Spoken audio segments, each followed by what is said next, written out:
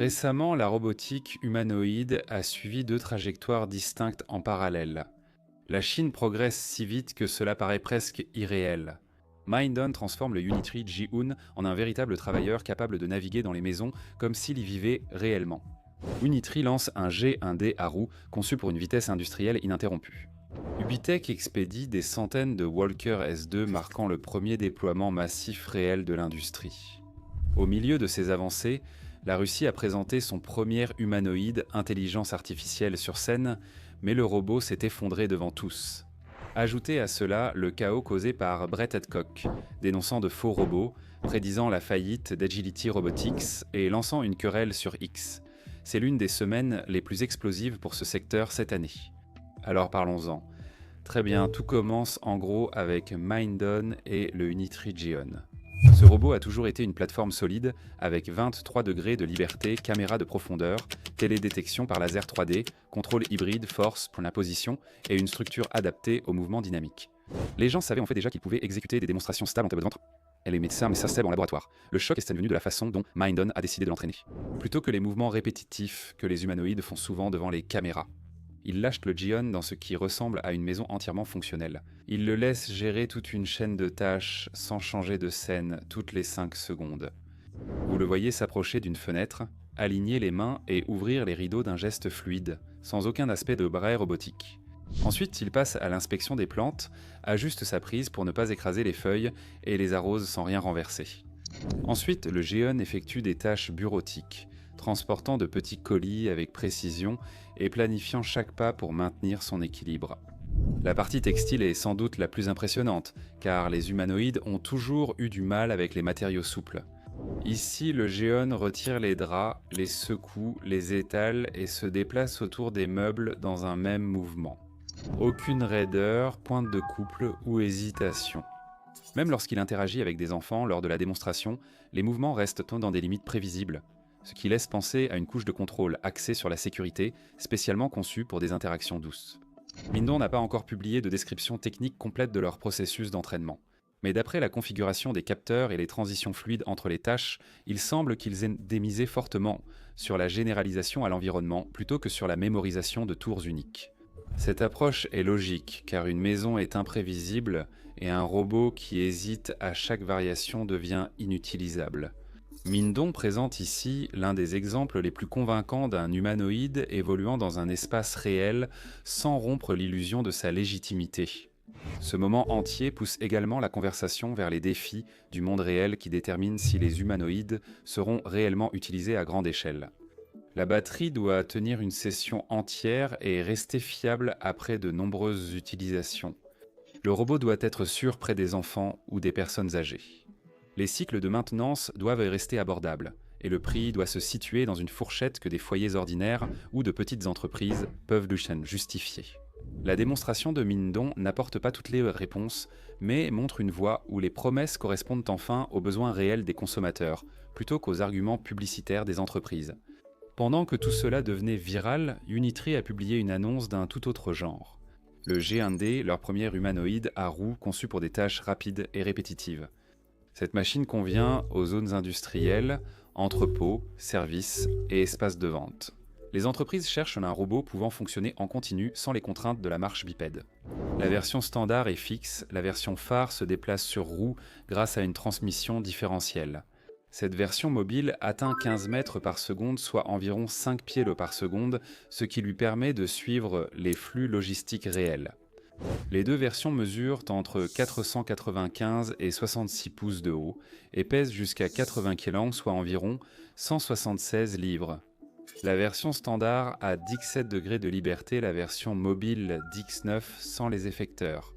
Les bras sont identiques sur toute la gamme, chacun ayant 7 degrés de liberté et la capacité de soulever environ 3 kg, soit 6,6 livres. L'articulation de la taille se déplace le long de l'axe Z jusqu'à 155 degrés et le long de l'axe X d'environ -25 à 135 degrés. Cela lui donne une grande amplitude de mouvement vertical qui atteint environ 2 mètres. La vision est un élément clé de ce qu'ils font avec le Ji-hoon-D. Vous portez une caméra binoculaire haute définition sur la tête et deux autres sur les poignets. Cette configuration permet au robot d'analyser des objets sous plusieurs angles, de réaliser des inspections et d'effectuer des tâches manuelles répétitives sans dévier de sa cible. Les effecteurs sont interchangeables. Pince à 2 doigts, manipulateur à 3 doigts avec ou sans capteur tactile, et main à 5 doigts très habile. Le robot passe d'opérations industrielles à des tâches plus délicates. Le modèle phare intègre aussi un NVIDIA Jetson ou NX offrant environ 100 TOPS de calcul intelligence artificielle suffisant pour la prise de décision embarquée en temps réel. L'autonomie de la batterie atteint jusqu'à 6 heures de fonctionnement autonome, ce qui lui permet d'assurer des cycles complets dans les entrepôts nécessitant des rotations rapides. Unitree a également lancé une plateforme logicielle complète en plus du matériel. Elle gère la collecte de données, la notation, la gestion des tâches, les environnements de simulation, l'entraînement distribué et le déploiement.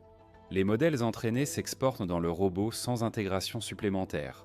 Cela s'inscrit dans une stratégie visant à faire du G1D un outil de génération de données pour les entreprises souhaitant développer de nouveaux pipelines d'intelligence artificielle axés sur la performance réelle.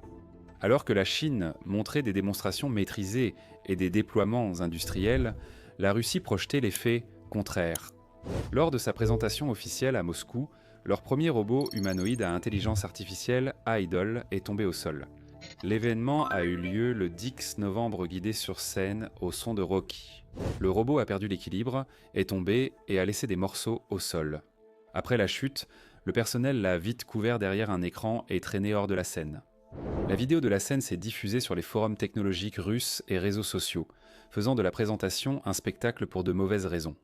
Idol symbolise la volonté russe de rejoindre la compétition mondiale des humanoïdes avec surtout des composants locaux.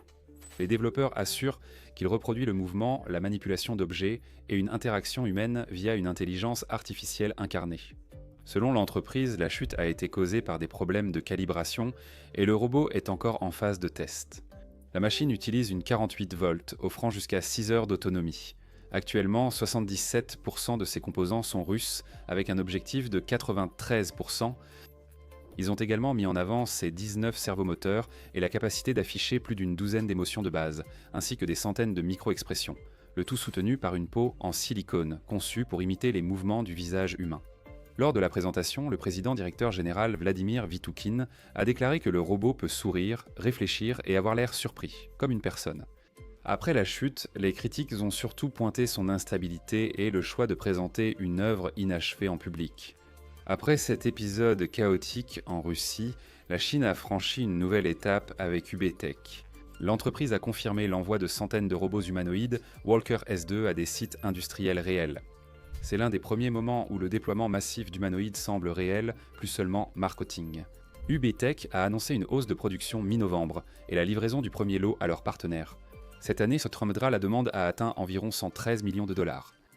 Les commandes proviennent d'entreprises qui souhaitent une main-d'œuvre stable et ininterrompue sur leur chaîne de montage.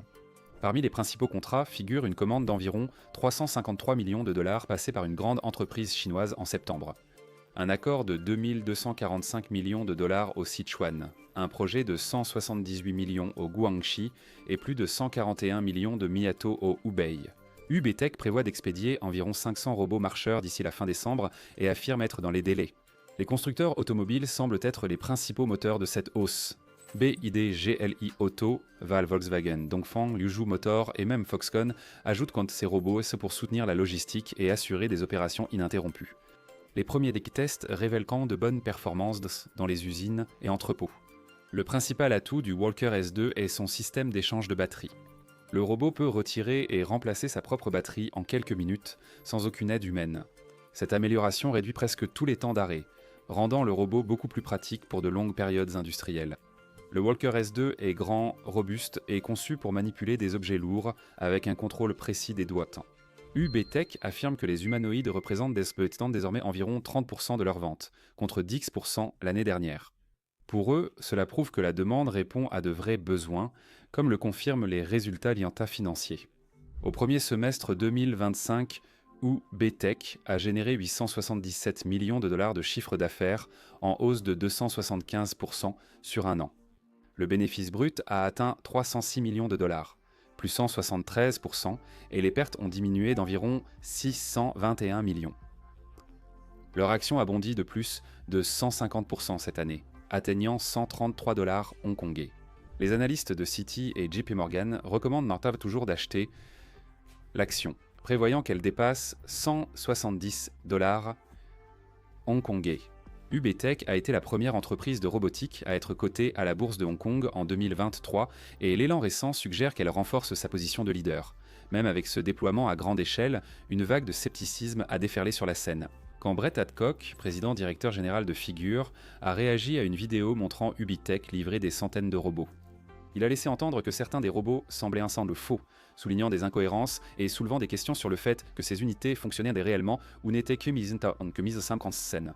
Cela fait partie d'un débat en robotique, où les entreprises publient en train des vidéos soignées, mais dont les performances réelles diffèrent parfois des images montrées. Hadcock a évoqué les défis de la robotique polyvalente et l'écart entre vidéos promotionnelles et déploiement réel. L'affaire a déclenché une vive querelle en ligne entre Hadcock et Agility Robotics, après qu'Hadcock a annoncé qu'un humanoïde Figure travaillait chez BMW depuis 5 mois. Agility a répondu par un commentaire sarcastique, comparant sa déclaration à quelqu'un qui dirait avoir inventé l'eau citronnée. Hadcock a répondu qu'Agility ferait faillite en moins d'1 an. La dispute s'est vite propagée, d'autres personnalités du secteur sont intervenues. Un vice-président de 1X a déclaré que la gentillesse prime sur l'agressivité. Agility a répondu avec un GIF de Ted Lasso et a annoncé leur retour en novembre prochain. Ils ont également ajouté que, malgré le drame, ils apprécient le travail de toutes les équipes qui font avancer le domaine. Hadcock a fini avec un mème des Sopranos. La prochaine fois, viens armé ou pas du tout. Shonance Cancan. C'est un moment étrange, mais cela montre à quel point la concurrence est devenue intense alors que des milliards de dollars et l'avenir de la robotique à usage général sont en jeu. C'était fini. Donnez votre avis, abonnez-vous et aimez pour plus d'analyses similaires. Merci d'avoir regardé et à la prochaine.